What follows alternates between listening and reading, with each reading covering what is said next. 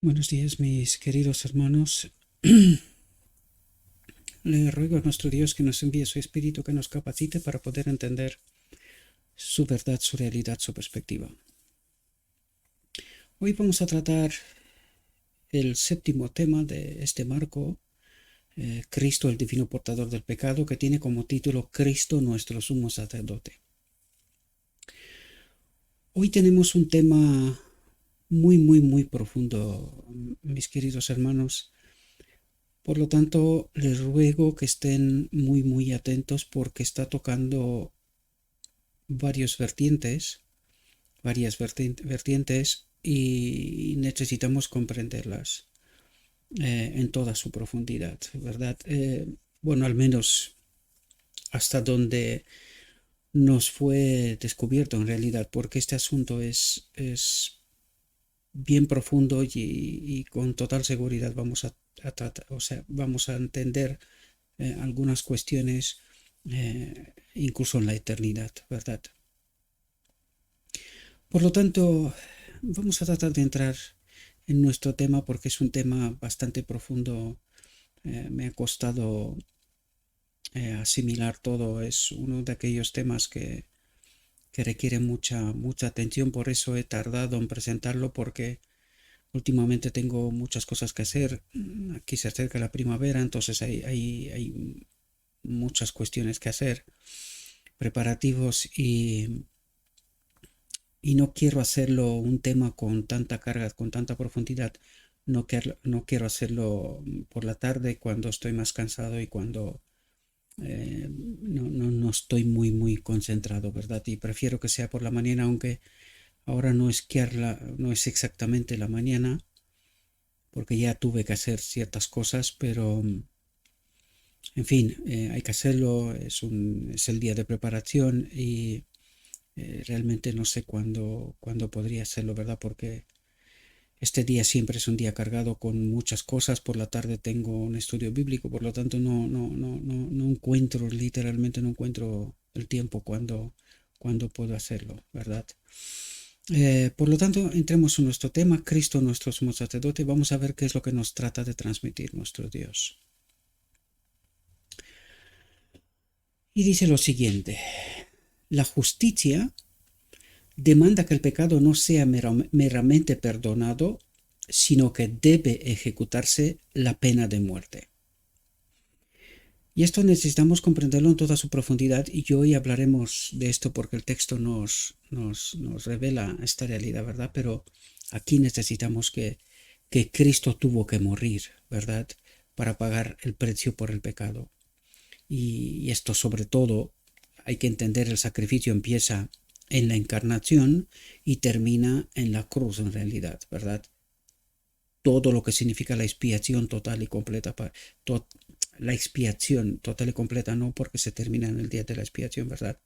Es esta obra que se tiene que hacer justo en el día de la expiación, la sanación del hombre, la reconexión con la divinidad, ¿verdad? Pero en cuanto a Dios le corresponde, o a Cristo, mejor dicho, le corresponde, lo ha cumplido, ¿verdad? Este sacrificio hasta la cruz. Por lo tanto, dice, Dios en la dádiva de su Hijo unigénito cumplió esos dos requerimientos. Al morir en lugar del hombre, Cristo agotó el castigo y proporcionó el perdón. Esto sabemos que la paga del pecado pasó en la encarnación, ¿verdad? Pero en este camino ensangrentado fue hasta la cruz en donde le arrebató el dominio al enemigo, que nos lo explicará a continuación, ¿verdad? Hemos tratado estos temas en multitud de ocasiones, simplemente hago un repaso rápido de esta realidad, ¿verdad? Porque el enemigo nos ha engañado, no por otra razón, ¿verdad? Nos ha señalado la cruz cuando en la cruz en realidad fue él el que mató a Cristo, ¿verdad?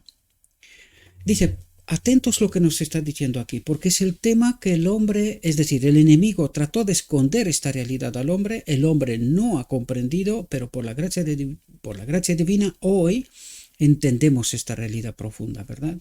Dice, por el pecado, por la separación de Dios, ¿verdad? El hombre ha sido separado de la vida de Dios. Por lo tanto, Adán en Edén, cuando perdió la gloria de Dios, en realidad perdió la vida de Dios, su espíritu en nosotros, ¿verdad? Que es precisamente lo que ocurrirá en la boda del Cordero, en donde seremos de nuevo unidos al Padre. En todo este recorrido hasta allí estamos con el Espíritu de Cristo, ¿verdad? Con la naturaleza divina de Cristo, ¿verdad? Que nos fue entregada a nosotros. Dice, su alma está paralizada. La alma del hombre está paralizada por las maquinaciones de Satanás, el autor del pecado, el autor de la separación de Dios, ¿verdad? Dice, por sí mismo, el hombre, por sí mismo, es incapaz de comprender el pecado. Y esto es sumamente importante entenderlo porque esto nos ha pasado en Sinaí, hemos tratado este tema y os lo he explicado, es decir, por el hecho de que estamos separados de la naturaleza divina, somos incapaces de comprender a Dios. Y esto es lo que trata de decir.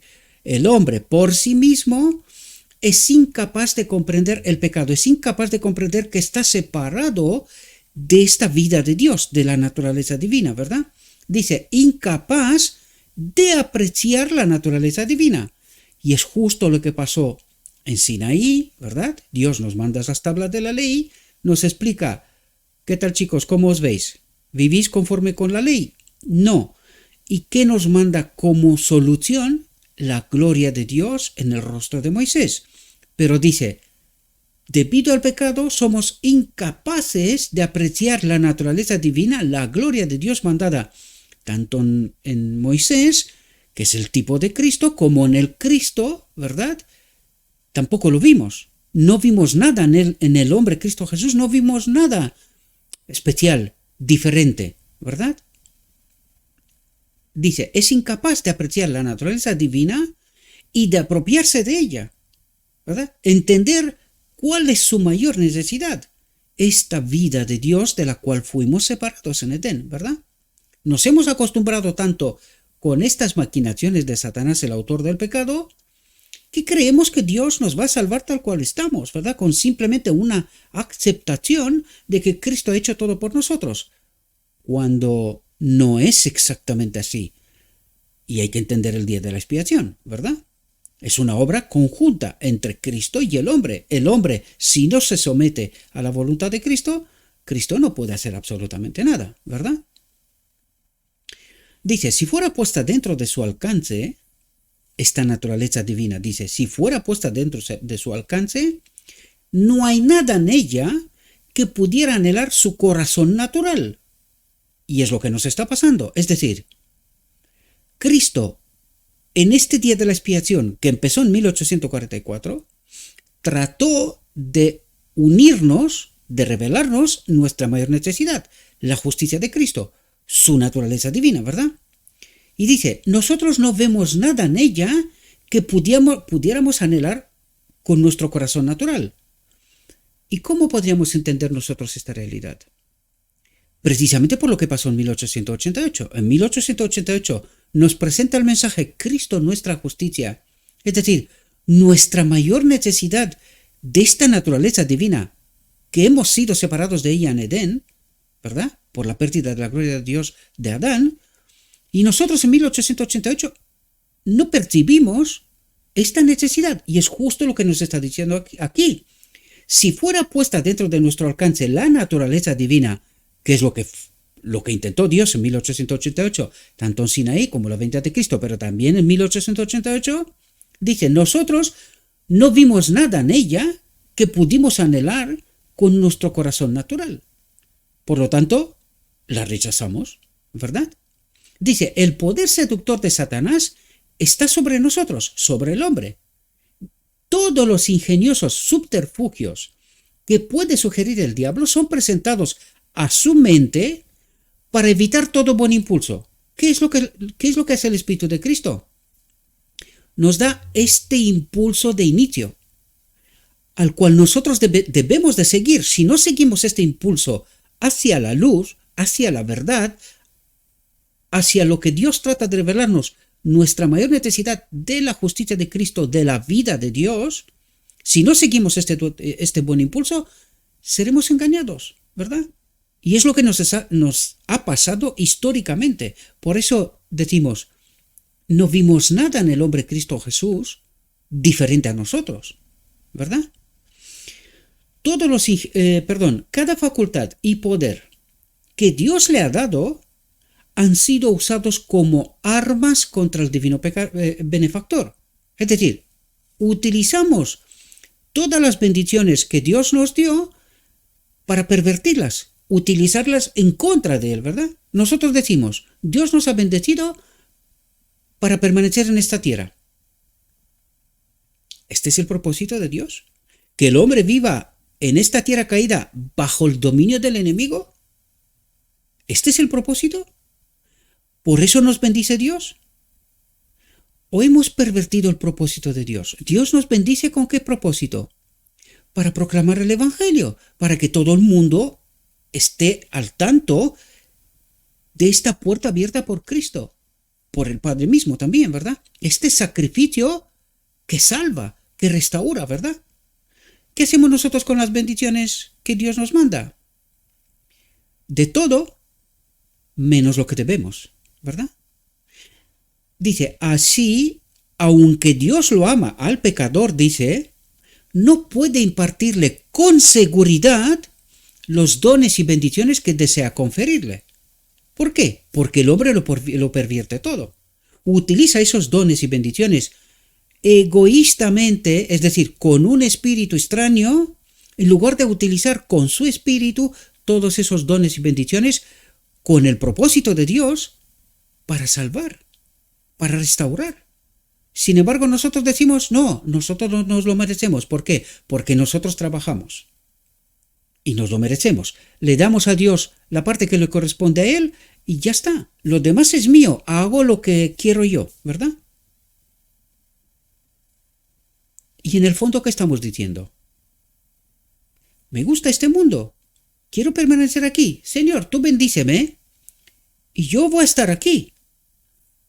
Y mejor que mis hermanos, porque yo soy merecedor, ¿verdad? Y nos hablará de esto. Yo sé que esto es un tema que no nos gusta mucho, pero es precisamente porque el enemigo nos ha engañado. Nos ha hecho creer que este mundo vale la pena. Por esto hoy estamos huyendo de un lado para otro, pero ha llegado el momento en donde ¿a dónde vamos a huir? ¿Dónde hay un terreno seguro? Y poco a poco vamos a ver cómo esta angustia irá cada vez más hasta que sí o sí necesitaremos colocarnos en terreno de Cristo como única confianza o seguir rechazándolo y permanecer con el enemigo, es decir, perecer, ¿verdad? Dice, pero Dios no será derrotado por Satanás. Esto es una cuestión. Dios no será derrotado por Satanás. ¿Quién ha de glorificar a Dios? ¿Cómo se tiene que terminar la historia de este mundo?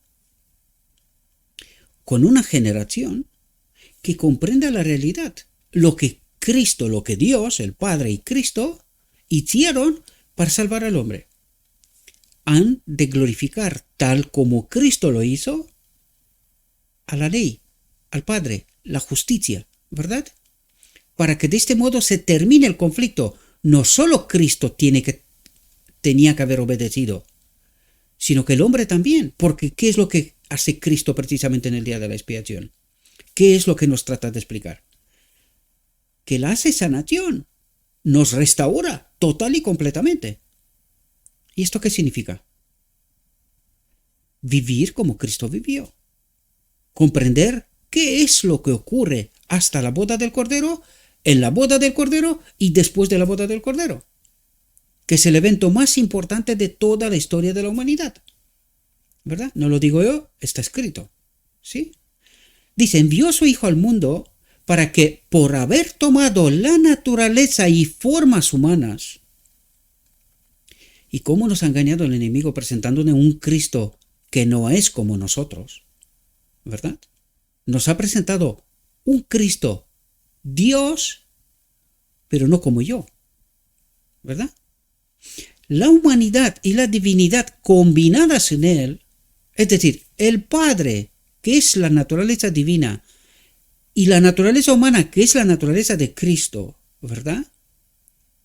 Él es un ser humano en el cual habita la naturaleza divina, el Padre, ¿verdad? La plenitud de la divinidad. Dice, elevarán al hombre en la escala de valores morales delante de Dios. Es decir, levantarán al hombre de allí de donde cayó, de la gloria de Dios, de la naturaleza divina, ¿verdad? Esto fue lo que perdió Adán en Edén, la naturaleza divina. Por eso Cristo en Pentecostés nos envía su naturaleza divina, su espíritu, ¿verdad? Y por eso dice, elevarán al hombre en la escala de valores morales delante de Dios. ¿Cómo? ¿Qué hizo en Pentecostés? Nos envió la naturaleza divina, ¿verdad? Pero desgraciadamente no entendimos. Seguimos engañados por las maquinaciones del enemigo de Dios, ¿verdad? Dice, no hay otro camino para la salvación del hombre. Dice Cristo, separados de mí nada podéis hacer. Y esta es una pregunta que deberíamos de hacernos como la principal. ¿Cómo estoy yo unido a Cristo? Porque Cristo me está diciendo, separado de mí, nada puedes hacer. ¿Cuándo? Ahora mismo. Entonces, ¿cómo estoy yo ahora mismo unido a Cristo? Y este es el engaño magistral del enemigo. Esto es lo que nos ha escondido. ¿Por qué medio podemos estar nosotros unidos a Cristo? Dice, mediante Cristo, y solo mediante Él, las fuentes de la vida pueden vitalizar la naturaleza del hombre, las fuentes de la vida. El Espíritu de Dios quiere decir, ¿verdad? ¿Quién es la fuente de la vida? ¿Quién es la vida original? El Padre. Por lo tanto dice, solo mediante Cristo, las fuentes de la vida, el Padre, puede vitalizar la naturaleza del hombre, transformar sus gustos y hacer que sus afectos fluyan hacia el cielo, no hacia la tierra. Lo que hablamos antes, ¿verdad? Es decir, Dios no me puede bendecir porque no hay seguridad en esto. ¿Por qué? Porque el hombre es egoísta. En lugar de entender que sus afectos han de fluir hacia el cielo, es decir, obrar con el propósito de Dios, para glorificar a Dios, el hombre se glorifica a sí mismo, pervierte la bendición que Dios le pone a su disposición, con un propósito, dar a conocer a Dios, su plan, esta puerta de salida para que se termine de una vez con este mundo caído, ¿verdad? Y con la muerte y con el sufrimiento. Pero nosotros no entendemos. Nosotros decimos que todo lo que tenemos nos pertenece, porque lo hemos trabajado. No reconocemos que es una bendición total de Dios. Y tampoco entendemos para qué es esta parte que le corresponde a Dios. ¿Para qué pide Dios esta parte? ¿De qué va esto? No lo entendemos tampoco, ¿verdad? Fijaos, dice, mediante la unión de la naturaleza divina con la humana, Cristo podría iluminar el entendimiento del hombre, ¿verdad? E infundir sus propiedades dadoras de vida al alma muerta en delitos y pecados. ¿Cómo somos nosotros? Muertos en delitos y pecados. ¿Qué vino Cristo a hacer? A iluminar el entendimiento del hombre. Es decir, el Hijo de Dios, uno igual a Dios, se convierte de uno igual a Dios en sustancia como el Padre a uno igual al hombre. Unido a la plenitud de la divinidad, es decir, unido con el Padre, ¿verdad? Vino a revelarnos cómo debería de ser el hombre. Dice, Cristo podría iluminar el entendimiento. ¿Con respecto a qué? Acuérdate de dónde has caído. De la gloria de Dios, ¿verdad? Entonces, lo que quería decir es, mírame a mí, ¿cómo soy yo? ¿No quieres ser igual? Cristo podría iluminar el entendimiento e infundir sus propiedades dadoras de vida. ¿Qué vino a hacer? A darnos su espíritu, ¿verdad? Dice, al alma muerta en delitos y pecados. ¿Lo entendimos? No, lo matamos. Fuimos con él hasta la cruz, ¿verdad? Lo matamos. ¿Inspirados por quién? por este espíritu que está en nosotros, alma muerta en delitos y pecados, guiados por el espíritu del enemigo, ¿verdad? Esto fue lo que hicimos. Fijaos, dice, cuando la mente es atraída a la cruz del Calvario en una visión imperfecta, ¿y por qué nos trata de mandar Cristo a la cruz del Calvario? Porque ahí necesitamos entender qué hicimos con el príncipe de vida, con el gran médico, el que vino a sanar, a dar vida, a unirnos al Padre, ¿verdad? Dice, Cristo es discernido en la vergonzosa cruz. ¿Vergonzosa por qué? Porque no hubiese sido necesaria si nosotros hubiésemos entendido qué es lo que vino a hacer, a unirnos con la vida, ¿verdad? Dice, ¿por qué murió? A consecuencia del pecado, a consecuencia de estar separados de Dios, de la gloria de Dios, de la vida, ¿verdad? Que nos dijo al principio que nosotros, por nosotros mismos, somos incapaces de entender cuál es la voluntad de Dios. ¿Y qué hicimos? ¿Por qué dice, Cristo es discernido en la vergonzosa cruz donde lo matamos? Y dice, ¿por qué murió? A consecuencia del pecado, a consecuencia de estar separados de Dios, de no entender qué vino a hacer. Dice, ¿qué es pecado? La transgresión de la ley. Estar separados del Padre, de la vida, de la gloria de Dios, ¿verdad? Dice, entonces se abren los ojos para ver el carácter del pecado. ¿Qué significa estar separado de Dios? ¿Verdad? Y esta es nuestra experiencia en realidad. La ley es quebrantada. La ley es quebrantada, pero no puede perdonar al transgresor. Solo puede condenar, ¿verdad? Es nuestro ayo, la ley. ¿Quién es la ley? El Padre. Dice, el Padre no puede perdonar al transgresor. Es nuestro ayo, es el indicador que condena al castigo, ¿verdad? ¿Dónde está el remedio? Dice, la ley, el Padre, nos lleva a Cristo, nos indica a Cristo como la solución, ¿verdad? Lo mismo que Sinaí. La ley, el Padre, las tablas, ¿nos da como solución qué? ¿O nos mandó la solución cómo? En la gloria del rostro de Moisés. La ley, el Padre, en nuestra realidad, nos señala a Cristo, el sacrificio, el Cordero de Dios, ¿verdad? Dice que pendió de la cruz para que pudiera impartir su justicia. Esta vida que Él depositó en el Padre y la toma de nuevo y nos la da a nosotros. Él murió en la cruz para que nos pueda impartir su justicia, su espíritu, en Pentecostés. ¿Comprendéis? Al hombre caído y pecaminoso, y así presentar al hombre ante su Padre, ante la vida, ante la gloria perdida en Edén, ¿verdad? En su propio carácter perfecto. ¿Entendéis lo que trata de explicarnos? Más allá de lo primera capa, ¿verdad?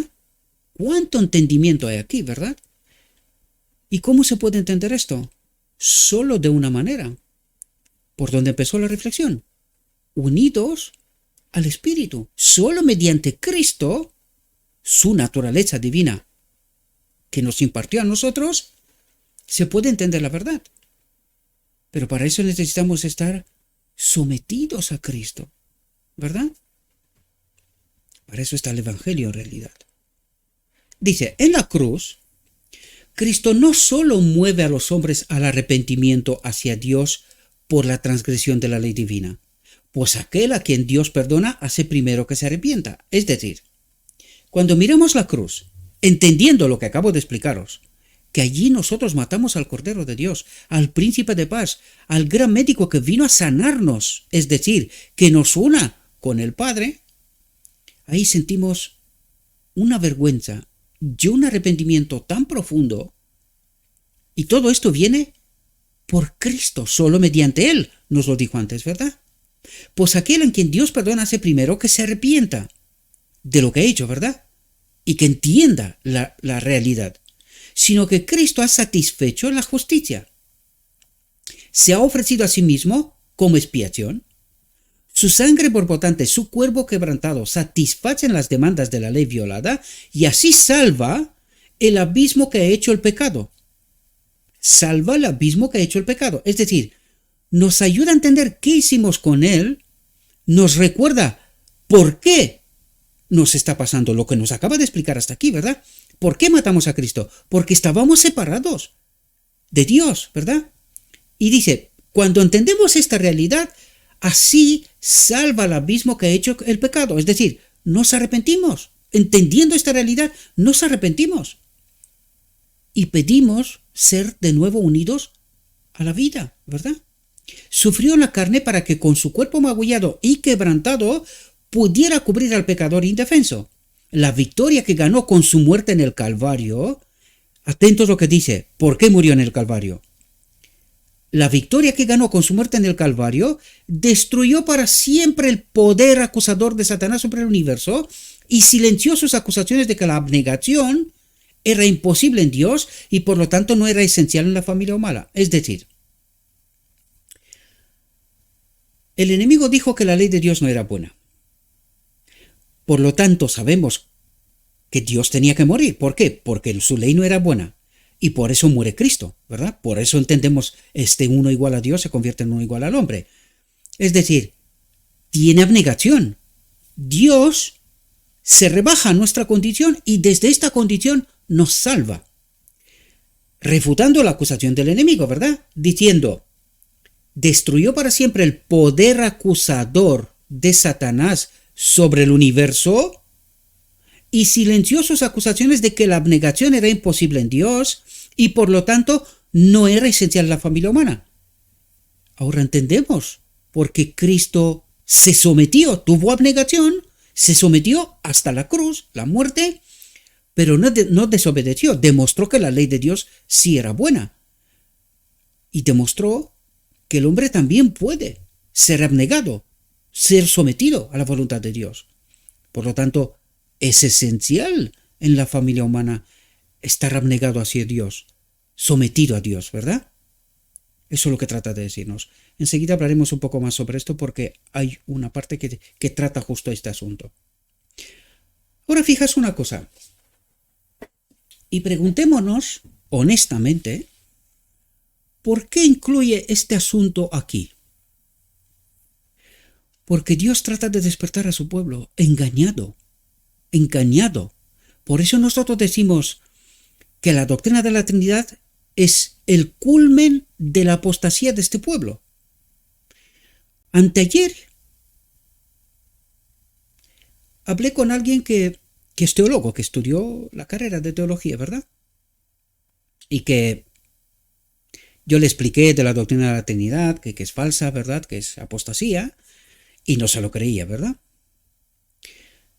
Y le pregunté, oye, ¿qué posición ocupaba Cristo en el cielo? ¿O qué posición ocupa Cristo en el cielo, verdad? Dice, la segunda posición. ¿Y Satanás? Dice, el tercero después de Cristo. ¿Y el Espíritu Santo? Y se quedó mirándome y dice, ahí va, pero si tú tienes razón. Yo me quedé un rato mirándolo y digo, ¿cómo te explicas tú que el enemigo nos ha metido este caramelo por delante y nosotros nos lo hemos tragado tan sencillamente, cuando fíjate tú con una pregunta bien colocada y con las respuestas correctas, de manera natural podemos darnos cuenta que estamos en plena apostasía? Se quedó sin palabras. Literalmente se quedó sin palabras. Dice, ahora entiendo y creo que tienes razón. Fijaos lo que nos dice aquí. Y pregúntese por qué está colocando en este tema este asunto. Pregúntense, ¿tendrá algo que ver con nosotros ahora al final? ¿Será este el engaño supremo que Satanás quiere que no entendamos cómo podemos estar unidos con la naturaleza divina de Cristo, ¿verdad? Y de este modo Él se ha sometido igual como estaba en el cielo, siendo el tercero. Así entiendes la visión de los dos tronos, en donde cuando nosotros pedimos, danos Padre, danos tu Espíritu, recibimos un espíritu engañador, y solamente aquellos que entienden la verdad pueden pedir el espíritu correcto y recibir el espíritu correcto. Fijaos lo que nos dice aquí. El puesto de Satanás en el cielo había sido el siguiente después del Hijo de Dios, es decir, el tercero. Entonces, ¿cómo sostienes tú la doctrina de la Trinidad? ¿Cómo dices tú que el Espíritu Santo es un Dios en sí mismo? ¿Está pecando Dios? Dios, al no reconocer al Espíritu Santo como un tercer Dios, está pecando, ¿no? Está infringiendo la ley, la justicia, ¿no?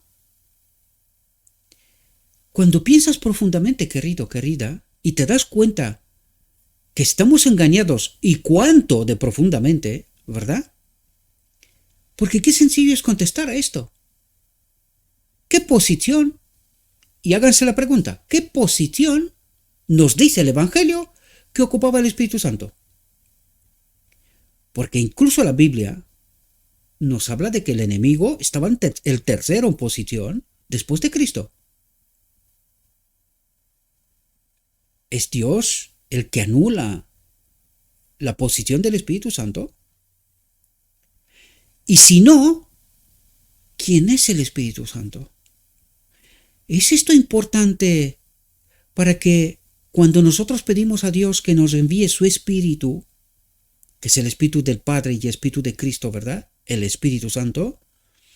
¿Por qué el enemigo en la visión de los dos tronos nos manda su Espíritu? ¿Por qué? Porque le creemos a Él, que el Espíritu Santo es un Dios en sí mismo, ¿verdad? Y al no entender quién es, Dios no puede obrar en injusticia. Por lo tanto, no nos puede enviar. Nosotros podemos pedir el Espíritu Santo, pero al no saber quién es, nosotros creemos que es un Dios en sí mismo. ¿Y quién nos ha engañado? El enemigo. Entonces, cuando nosotros pedimos el Espíritu creyendo en la doctrina de la Trinidad, ¿cuál Espíritu recibimos? Justo lo que nos está diciendo la visión de los dos tronos. Recibimos un espíritu extraño. Por eso hemos llegado a las conclusiones a las cuales el remanente de Dios dice pecamos hasta que Cristo viene y lo acepta sin rechistar, demostrando claramente que está en plena apostasía, no entiende el día de la expiación y cuál es su propósito. Porque si pecas hasta que Cristo viene, ¿para qué necesitas el día de la expiación? Casi te conviene más el lugar santo, por eso la justificación por la fe nos mola más, ¿verdad?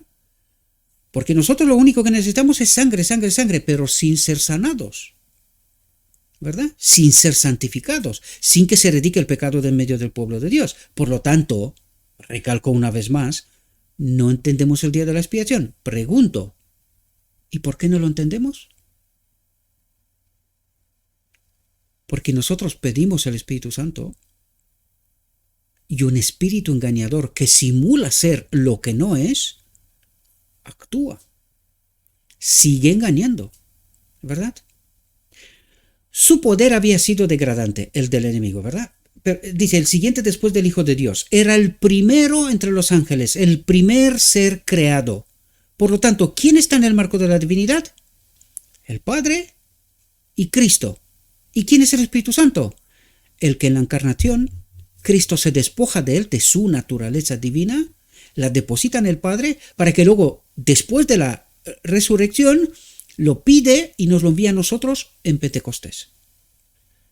¿Comprendemos? Y si no entendemos esta realidad, cuando pediremos el Espíritu Santo, recibiremos este espíritu engañador, no el Espíritu de Dios. ¿Por qué? Porque Dios solo puede obrar en justicia. ¿Y cuál es la justicia? Entender claramente quién es Cristo, cuál es su obra y por medio de quién obra Él, sobre todo hoy en el día de la expiación. Su poder del enemigo había sido degradante. Pero Dios no podía mostrar al enemigo en su verdadera luz y poner a todo el cielo en armonía con Dios, haciéndolo desaparecer con sus malas influencias. Aquí nos deja claro que Dios no obra en justicia. Él siempre obra con justicia. Porque podía haber desaparecido al enemigo allí mismo y se acabó la historia. Pero en realidad apenas empezaba esta historia degradante. porque hubiese dejado dudas en todos los seres celestiales. ¿Quién es nuestro Dios? ¿Es amor o es un dictador? Y al final resulta que Lucifer tenía razón. Que la ley, que el Padre no es bueno, no es lo que dice ser, ¿verdad? Dice, su poder del enemigo estaba en aumento, pero el mal no había sido reconocido todavía. Planeaba la duda sobre todos los seres celestiales, ¿verdad? Dice, era un poder mortífero para el universo. Para el universo, dice, ¿verdad?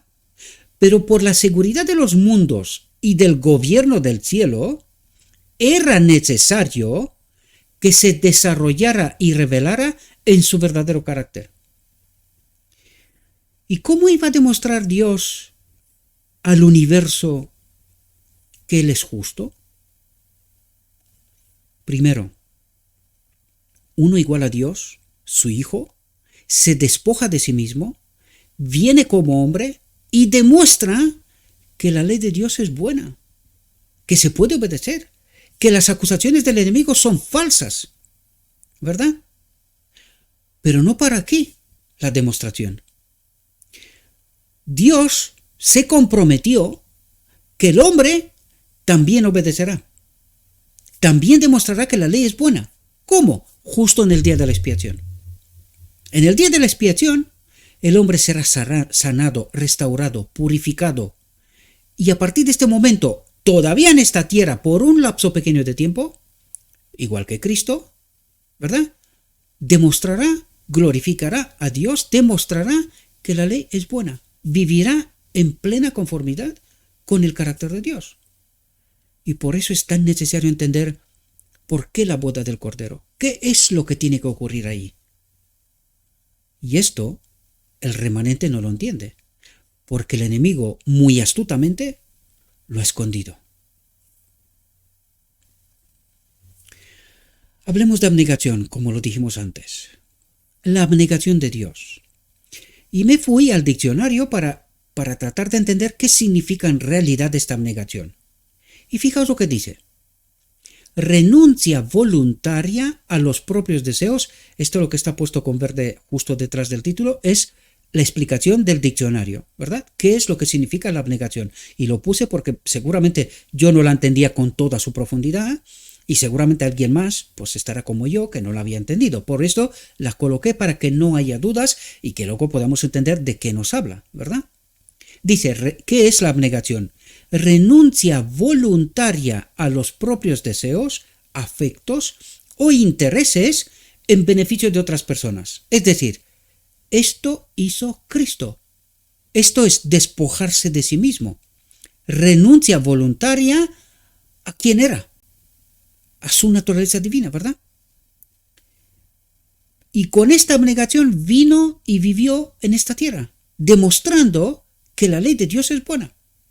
Su espíritu en él era todo lo que necesitaba. Por eso Cristo dijo, no soy yo el que hace estas cosas, sino el Padre que habita en mí. Esta es la ley del gobierno de Dios. La encontramos en el capítulo, en su templo, en el desato de las gentes. El propósito eterno de Dios, que Él habite en todo ser creado. Esta es la ley del gobierno de Dios. Así es como gobierna Dios, ¿verdad? Y el día de la expiación, el arca del pacto, de esto nos habla, ¿verdad? Entendiendo bien quién es el santuario, quién es el templo de Dios, ¿verdad? Dice, al llevar a cabo su enemistad contra Cristo, el enemigo, ¿verdad? Hasta que pendió de la cruz del Calvario con su cuerpo herido y magullado y el corazón quebrantado, Satanás se desarraigó completamente del afecto del universo. Es decir, allí el universo entendió quién es el enemigo y cuál era su verdadero propósito. Mató a Cristo en la cruz del Calvario, ¿verdad? Una vez que ya vimos, cuando termina las tentaciones del desierto, Cristo ya había vencido al enemigo. Y por eso la cruz no hubiese sido necesaria.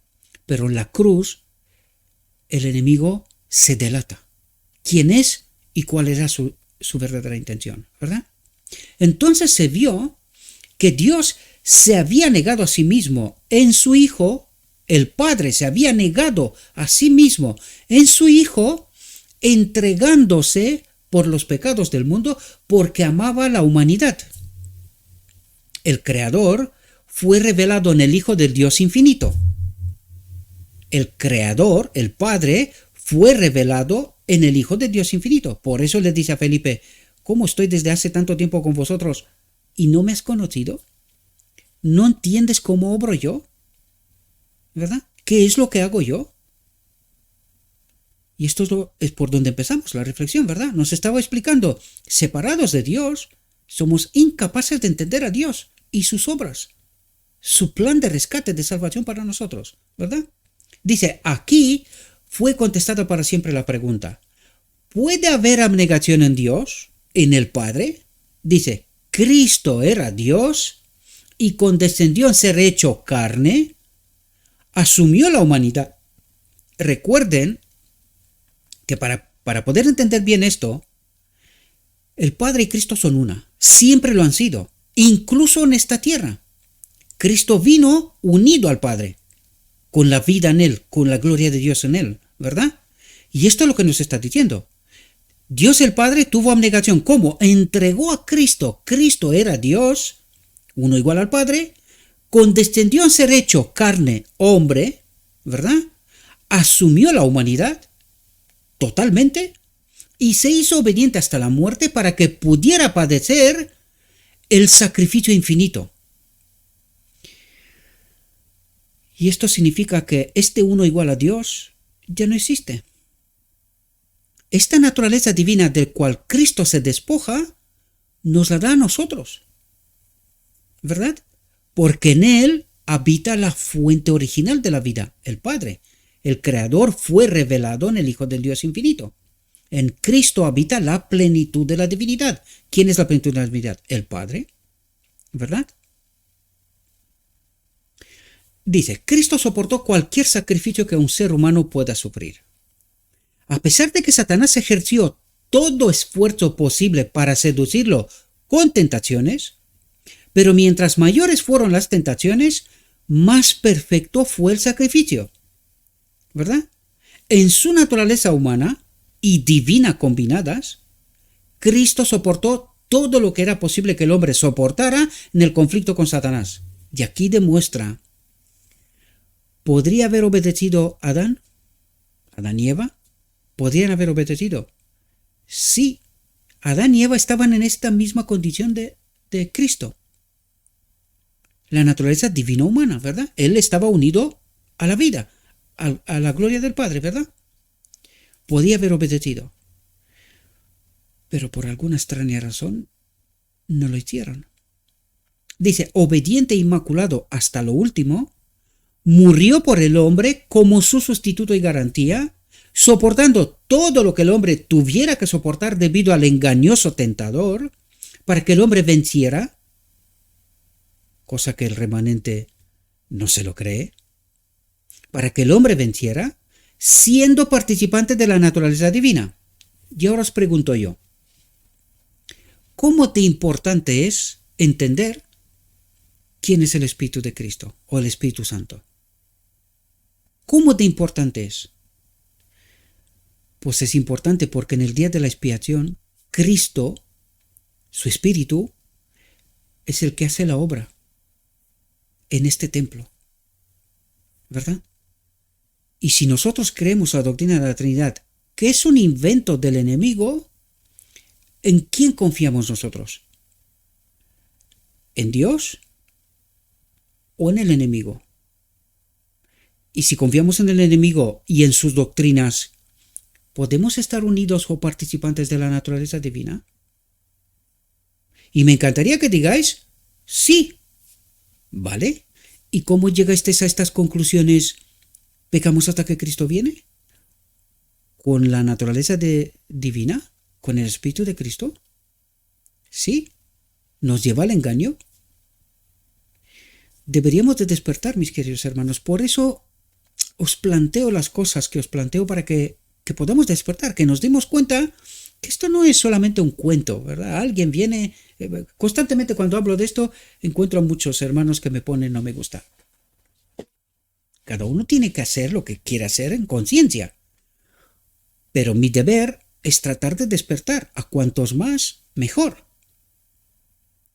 Pero que muchos, en lugar de utilizar el cerebro, le pasa como a mi amigo, haber estudiado teología y con un planteamiento tan sencillo, preguntas bien colocadas, te contesta solo. ¿Qué posición ocupaba Cristo? ¿Qué posición ocupaba Lucifer? ¿Y qué posición ocupaba el Espíritu Santo? ¿Qué nos cuenta el Evangelio sobre esto? Y cuando contestas a esta pregunta sencilla, te das cuenta del engaño. Pero el problema es que no utilizamos el cerebro. Nosotros confiamos en la sabiduría humana, que nos digan otros lo que necesitamos creer, porque nosotros somos incapaces de entender lo escrito está, ¿verdad? Lo digo en términos generales, no tengo intención de ofender a nadie, ¿verdad? Dice, la verdad pura, y habrá que preguntarse, después de lo que nos contó hasta aquí, ¿por qué nos plantea esto? Fijaos lo que dice. La verdad pura, sin contaminar, dice, está en competencia con la falsedad.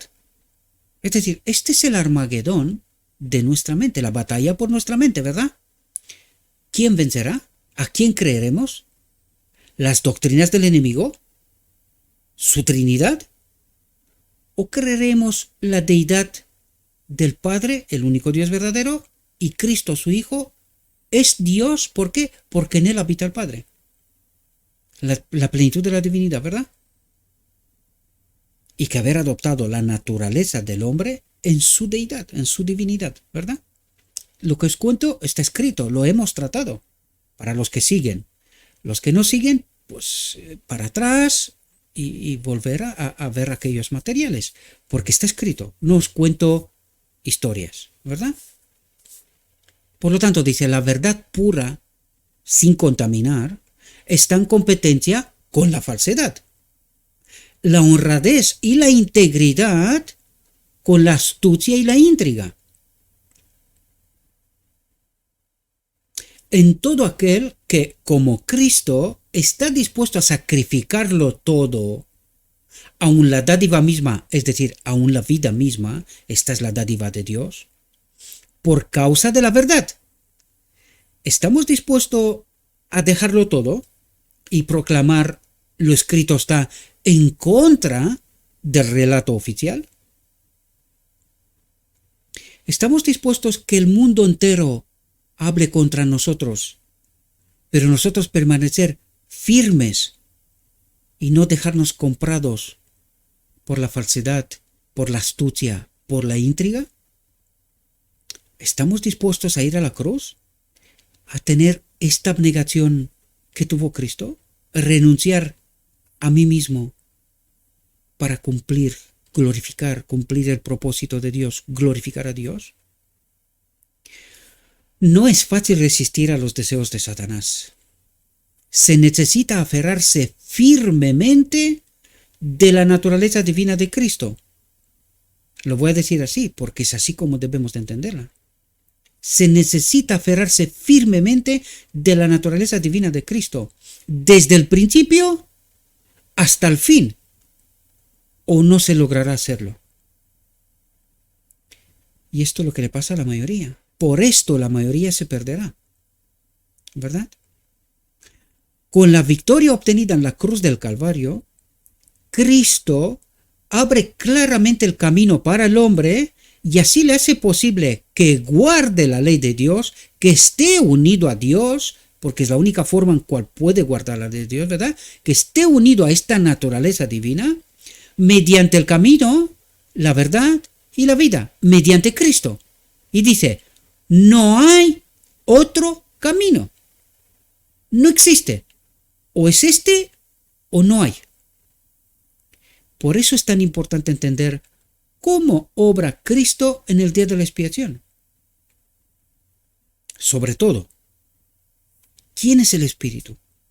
Esta naturaleza divina de Cristo, ¿verdad? La justicia de Cristo, el Espíritu de Cristo, la naturaleza de Cristo, se presenta como un don gratuito para el pecador si la acepta.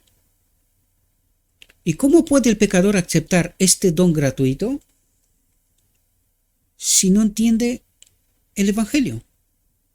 Espera que se lo cuenten otros, dando por hecho que otros sí tienen este don gratuito. ¿Y ellos cómo entendieron? Pues no entendieron, queridos. Por esto pecamos hasta que Cristo viene, desgraciadamente. Solo cuando te acercas al Evangelio, en la escuela de Cristo, para que Cristo te enseñe el Evangelio, el camino, la verdad y la vida, lo que vimos antes, ¿verdad? Es cuando empiezas a entender la realidad. Y es cuando te apoderas del don gratuito de Cristo.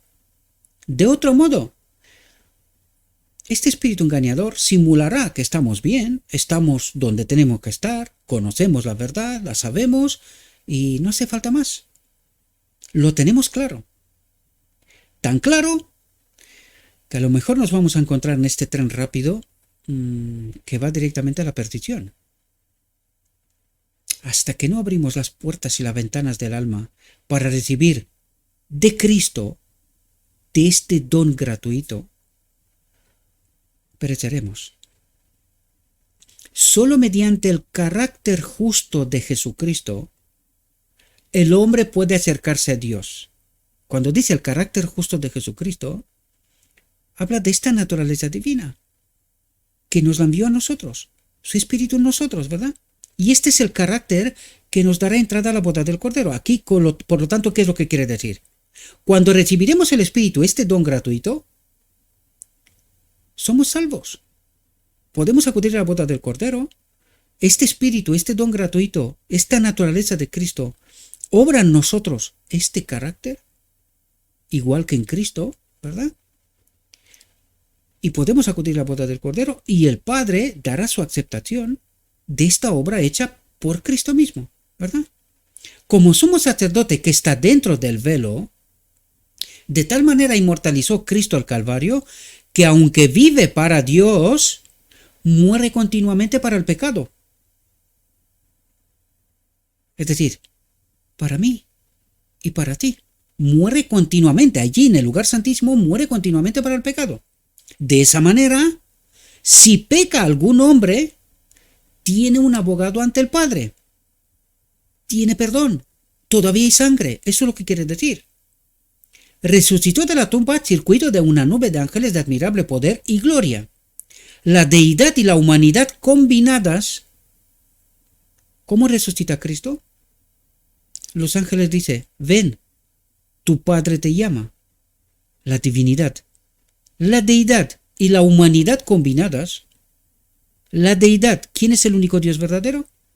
El Padre. La deidad y la humanidad combinadas se apoderó del mundo sobre el cual Satanás pretendía presidir como en su legítimo territorio, y esto es lo que ha tratado él de hacer continuamente. Que nos guste este mundo, construyendo lo que vemos, pero que hoy podemos ver el engaño magistral. Todo el mundo habla con el mismo lenguaje, sobre las mismas cosas, en cualquier país del mundo. Vayas donde vayas. Y esto debería de decirnos algo. ¿Quién manda en este mundo? ¿Quién manda? Que todos hablan con el mismo lenguaje, perpetuando el mismo engaño. ¿Quién habla? ¿Quién lo hace todo aquí en este mundo? Para que parezca que vale la pena. Hoy deberíamos de tener los ojos despiertos, pero ¿sabéis por qué no los tenemos? Porque confiamos en los engaños del enemigo. Por esto, los que tienen el don de Cristo, esta naturaleza de Cristo, percibe el engaño y se sale del dominio del enemigo, del engaño del enemigo, ¿verdad? Dice, se apoderó del mundo sobre el cual Satanás pretendía presidir como en su legítimo territorio. En la obra admirable de dar su vida, Cristo restauró a toda la raza humana al favor de Dios. Es decir, Cristo nos colocó, nos abrió la puerta para que todo aquel que quiere salir del engaño pueda ser unido al Padre. Primero a este don gratuito, a la naturaleza de Cristo, para que luego acudamos a la boda del Cordero y recibamos la aprobación de Dios. ¿Verdad? estar unidos al Padre. ¿Cuánto nos falta entender, verdad? No defienda a nadie la posición limitada y estrecha de que alguna de las obras del hombre puede ayudarle en lo más mínimo a liquidar la deuda de su transgresión. Dice, este es un engaño fatal. Es como si nosotros pudiéramos hacer algo para que seamos salvos, cuando esta obra es exclusiva de Cristo. Y el día de la expiación nos lo revela sobre todas las cosas. ¿Qué hace el pueblo en el día de la expiación? Quieto, ayuno y oración, atentos a la obra de Cristo, del sumo sacerdote, ¿verdad? ¿Y qué es lo que hace el hombre? Confía, colabora, se somete, ¿verdad? Este es un engaño fatal. Si lo comprendierais, deberíais cesar de obstinaros en vuestras ideas favoritas y escudriñaríais la expiación con corazón humilde, como alguien que no sabe, que quiere saber, que quiere someterse a Cristo para que le explique cuál es la verdad pura, sin contaminar.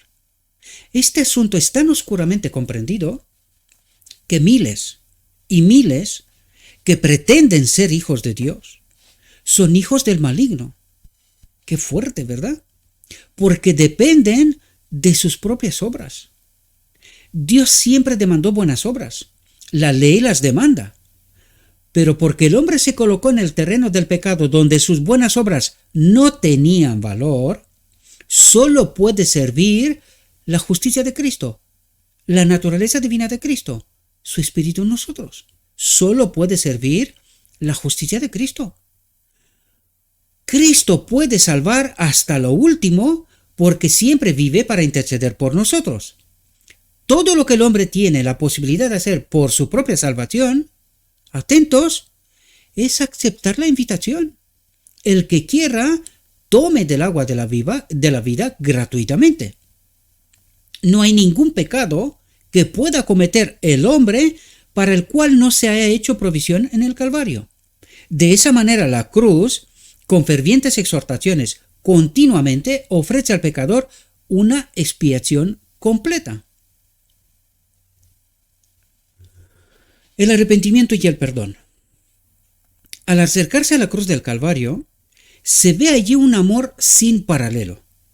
Cuando por fe os aferráis al significado del sacrificio, os veis como pecadores condenados por la ley quebrantada. Esto es arrepentimiento.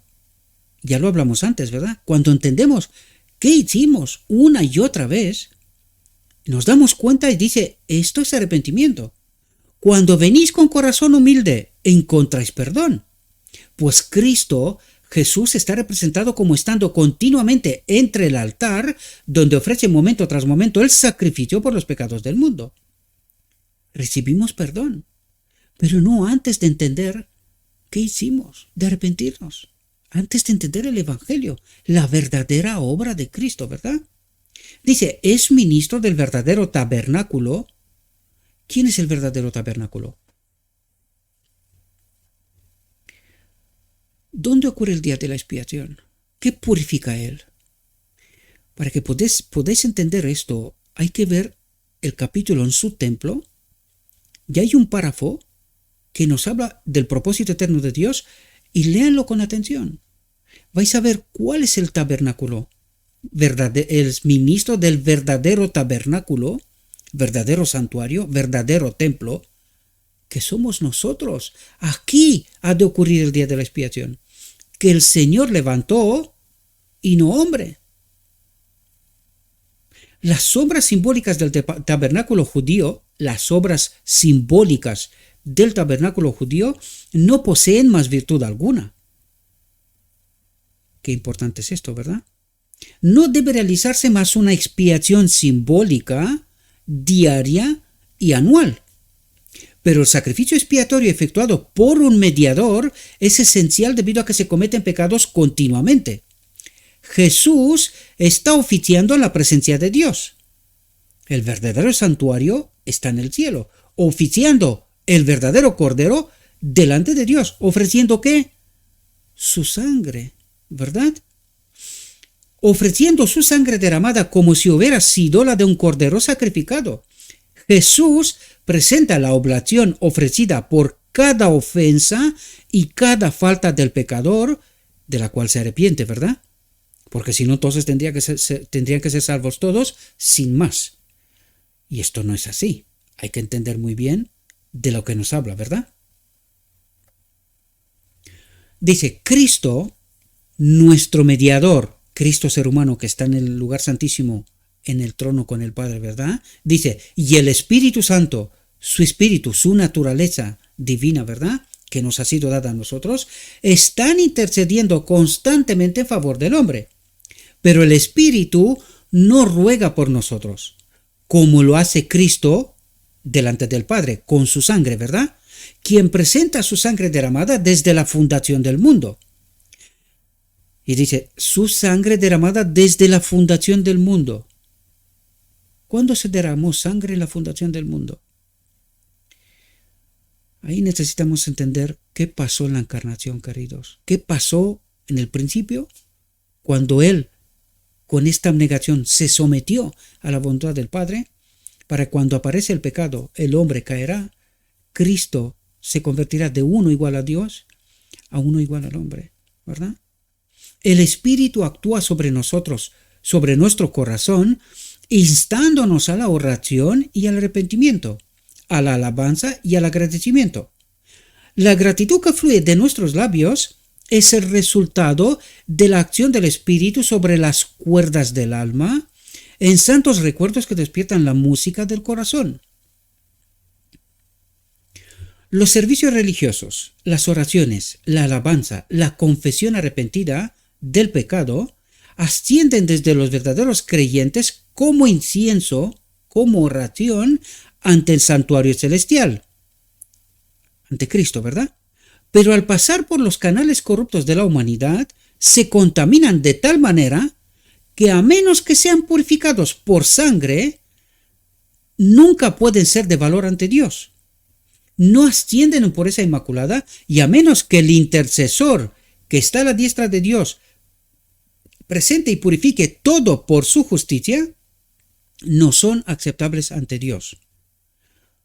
Por eso el Padre, la ley, nos envía a Cristo, porque Cristo está la solución, ¿verdad? Todo el incienso de los tabernáculos terrenales, todas las oraciones de nosotros, que somos el templo de Dios, ¿verdad?, debe ser humedecido con las purificadoras gotas de la sangre de Cristo. Él sostiene delante del Padre el incensario de sus propios méritos, en los cuales no hay mancha de corrupción terrenal. Recoge en ese incensario las oraciones, la alabanza y las confesiones de su pueblo, y a ellas les añade su propia justicia inmaculada. Luego, perfumado con los méritos de la propiciación de Cristo, asciende el incienso delante de Dios plena y enteramente aceptable. Así se obtienen respuestas benignas. Solamente a través del Espíritu de Cristo y de la obra de Cristo en el santuario celestial se pueden obtener respuestas benignas. Por eso, hoy, no entendemos el supuesto silencio de Dios. Porque nosotros no obramos con el Espíritu de Cristo. Y por eso Cristo no puede presentar nuestras oraciones delante del Padre, porque Él no obra injusticia. Y otro modo no hay. Por lo tanto, ¿cómo de importante es entender que la doctrina de la Trinidad es una falsa doctrina? Y que el Espíritu de Cristo es esta vida divina, que Él se despoja de ella y nos la manda a nosotros. Es fundamental, ¿verdad? Ojalá comprendieran todos que toda obediencia, todo arrepentimiento, toda alabanza y todo agradecimiento deben ser colocados sobre el fuego ardiente de la justicia de Cristo. La fragancia de esa justicia asciende como una nube en torno del propiciatorio. Y solamente a través de Cristo podemos acudir al Padre, en la presencia del Padre. De otro modo es imposible. Por eso os explico una y otra vez quién es el Espíritu de Cristo. porque es tan esencial, tan fundamental en la obra del día de la expiación sobre todo, que si no entendemos esta falsa doctrina, si no entendemos en verdad quién es el Espíritu de Cristo, cuál es su función, pereceremos, queridos. No podemos acudir a Cristo y mucho menos al Padre. Mucho menos al Padre. Espero, mis queridos hermanos, que esta reflexión os pueda ayudar. Como siempre, os invito al texto. Traten de entender. Lo que yo digo es irrelevante. Si os ayuda, perfecto. Si creéis que no sirve, perfecto. Es vuestra elección. Si Dios la respeta, yo también. Pero yo que vosotros me aseguraría no creer falsedad. No vaya a ser que mis expectativas sean echadas por el suelo. Le ruego a nuestro Dios, mis queridos hermanos, que nos envíe su Espíritu, que nos capacite, que podamos entender su verdad, su realidad, su perspectiva. Yo os deseo, mis queridos hermanos, que tengáis un próspero día. En todo lo que os he dicho, lo he dicho en nombre de Cristo Jesús. Amén.